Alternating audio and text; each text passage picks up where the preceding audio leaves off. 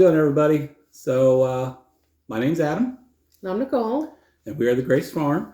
So, what we're going to do today, the purpose of this video, is we're going to start our plants indoors because it's still too cold. It's February 18th.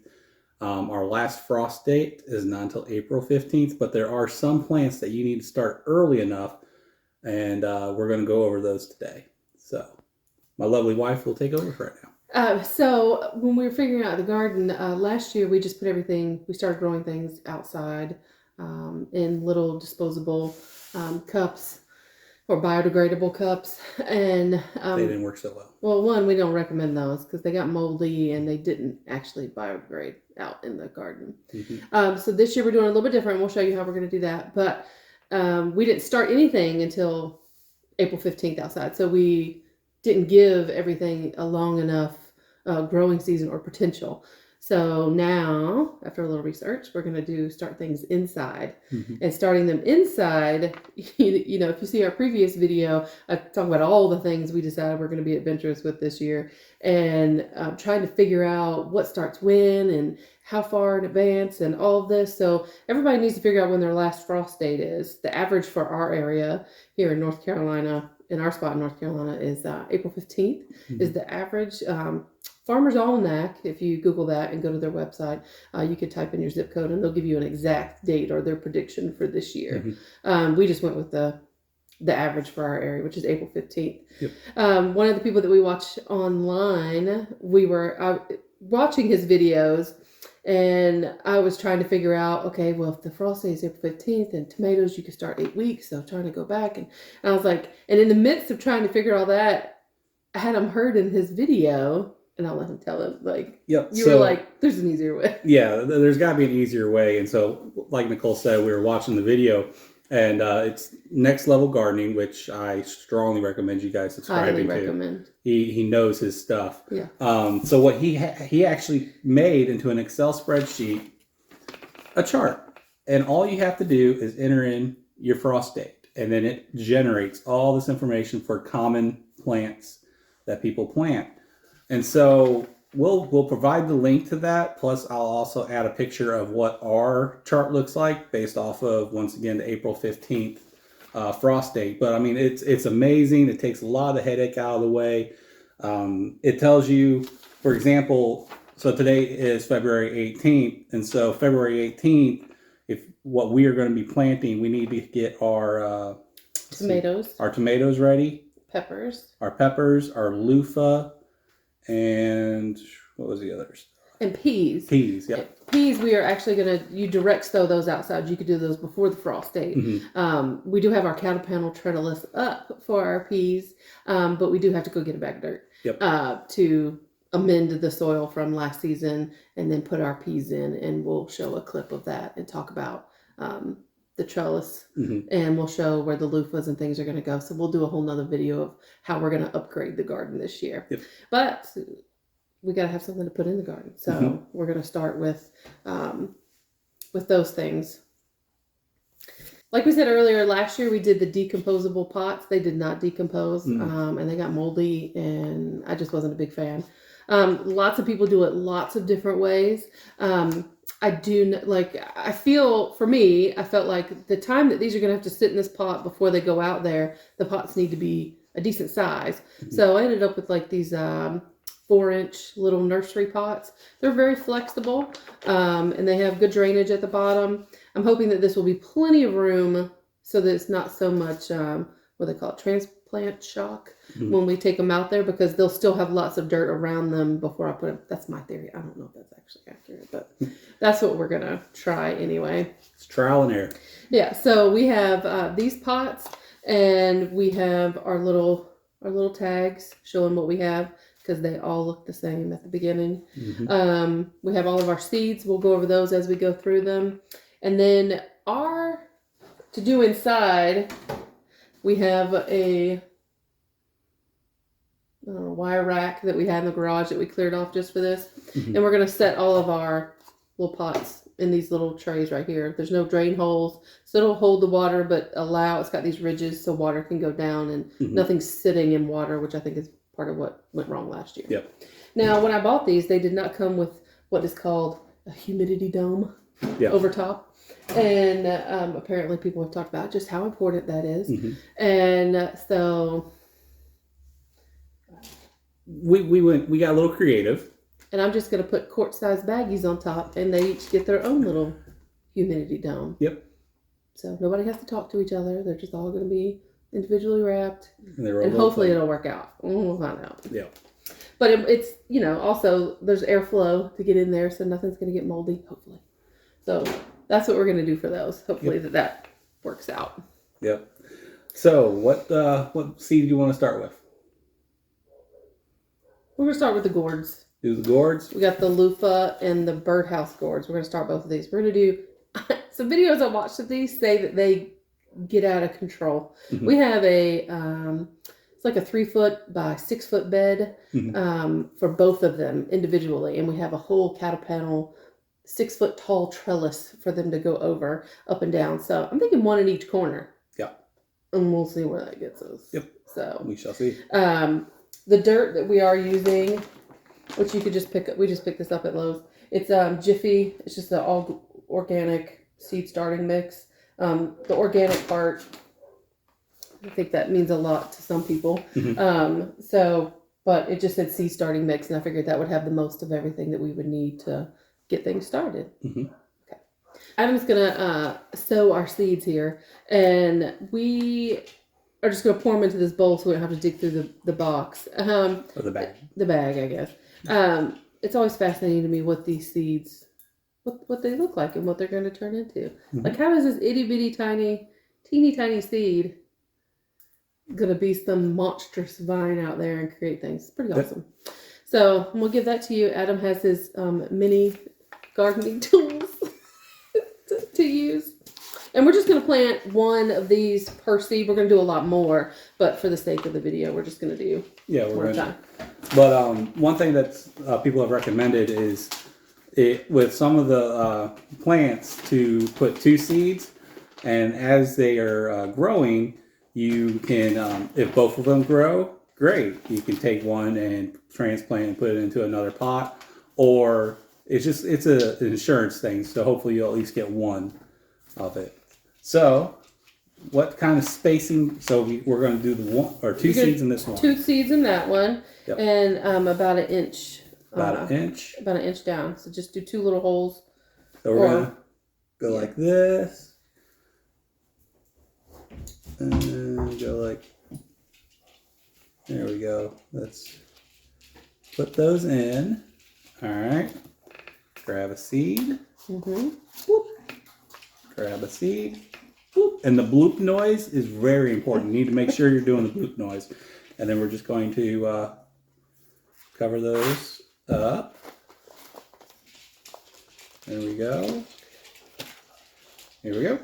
And stake it. And stake it. So we know what it is. Yep. And then we'll water them, and then we'll put their little humidity domes on. And we'll show you that. All right, so what do we got next? We're doing our gourds. These are our birdhouse gourds. Went everywhere.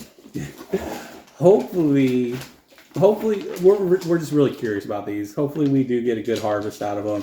And then what you do is you just let them dry out, and that takes a while. And so once they're dried out, you can then kind of give them a good shake, get all the seeds and all the stuff that is dried up, drill a hole, pour them out, and then you can make little birdhouses.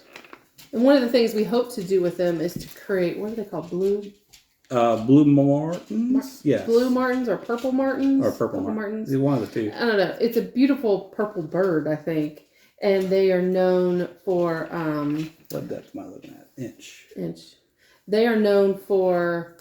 like collecting mosquitoes under their wings, which is like fascinating. But one of the things that they like is white birdhouses, and so we're hoping to take some of these birdhouse gourds, which they take like months to dry out, and paint them white because that's the type of birdhouses that they like, and plant them out there by the water, and hopefully catch some mosquitoes coming off of the little lake pond.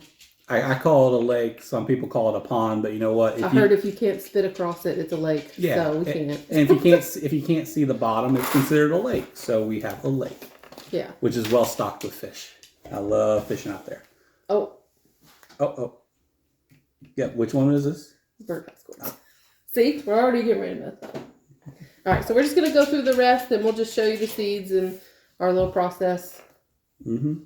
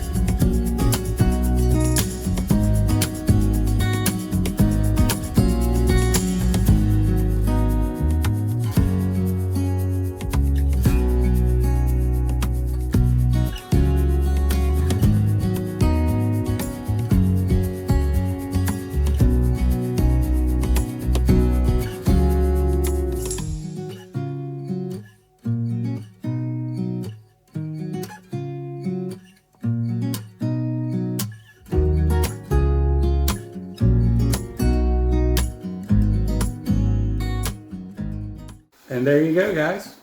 That is the planting so far of at least one of our plants. I'll go.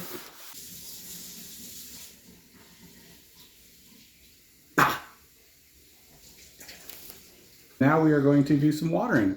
So I just have a spray bottle here because you don't want to douse it on there because the water will actually just go to the sides and fall down the sides. So when you spray it, give it a good, decent soaking.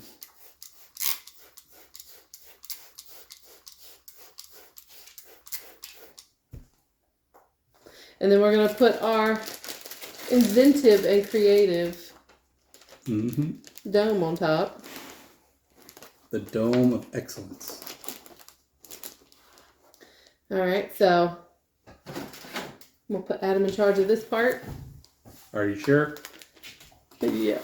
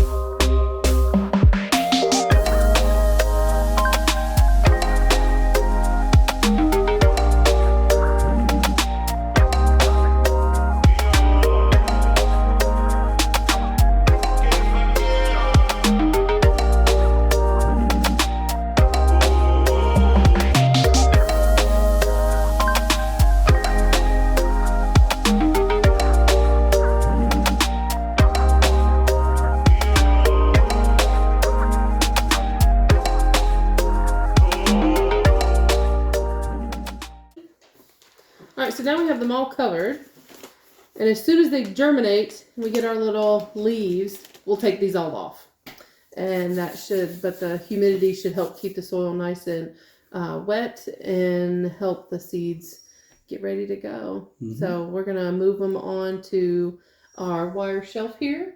Mm-hmm. We think there's enough light. We think it's bright enough. If not, we'll be getting some shelf lights and we'll show you that. Yep.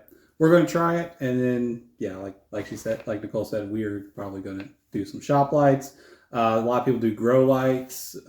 We're going to try shop lights. Grow lights are rather expensive.